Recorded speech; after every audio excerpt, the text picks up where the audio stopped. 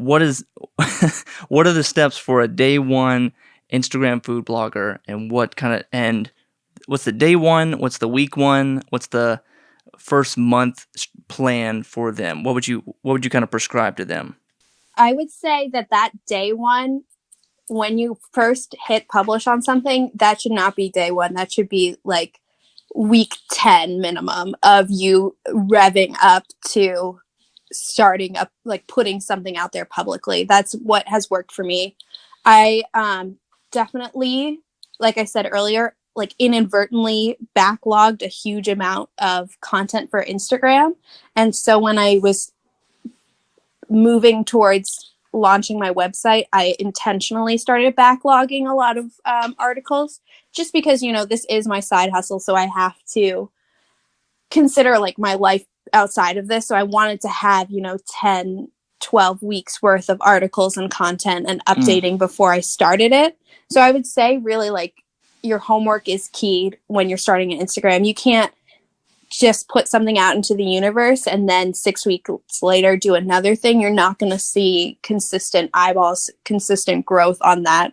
You're just sort of going to be shouting into a void, So I think my best advice, and the advice like that I give out when people ask me about this, is that if you're going to start something, make sure that you have a lot of homework behind you, just because like life is going to get in the way, like how you think things are going to go is going to evolve and change. So you want to have a lot of stockpiled content before you start putting stuff out there. Yeah, 10 weeks, that is a really long time. That's like, I would think, just like gut would say like, okay, maybe have 3 weeks of content backed up or 2 weeks of content. But when you say 10 weeks, that actually makes a lot of sense. Because you're right. Because if you mess up for 2 weeks, you're still good because you got 8 weeks of content. You can kind of backfill, catch yourself back up.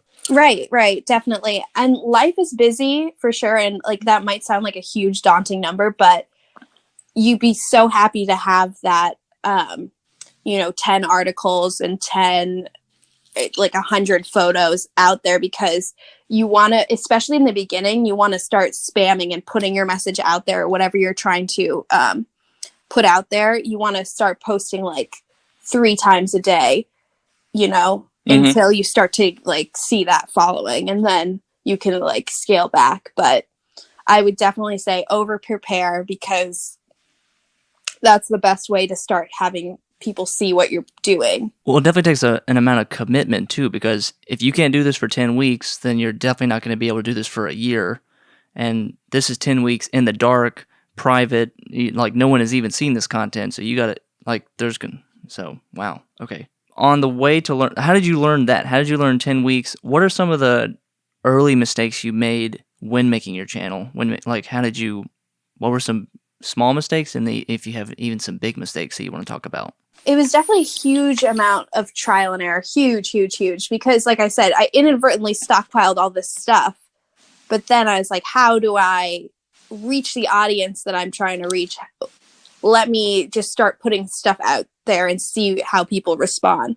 So I would say in the beginning, I would sort of just push it out there, like limited caption, limited hashtags, limited whatever, and just like put it out there, close the app, and then go about my day. And I wasn't really seeing the response I wanted to see. So I sort of started trying new things. So like at one point I heard this advice like, oh, you tag as many people as you can in a photo. And I'm like, okay, great. Let me try that. And that sort of worked. That sort of got me like more eyeballs, that kind of thing. And then I was like, let me try and figure out I'm following all these blogs that I admire. Let me sort of sort them by location, by interest, like that kind of thing. And so when I, put up a waffle from Philadelphia, let me tag all the biggest waffle specific pages, which there are, and all the big Philly bloggers. And that sort of started a snowball. Like that was where I was starting to see more of an impact, because like say you get the goal is to get, reblogged by a bigger page, but then also just have feedback from those like more seasoned people. And then also like fingers crossed overlap with that audience starts to give you more of a following. So that's sort of like, it's just really trying things and finding your niche and finding that little hole where you fit in, like whatever city you're in or like whatever market you're trying to be in. That's sort of what I would recommend.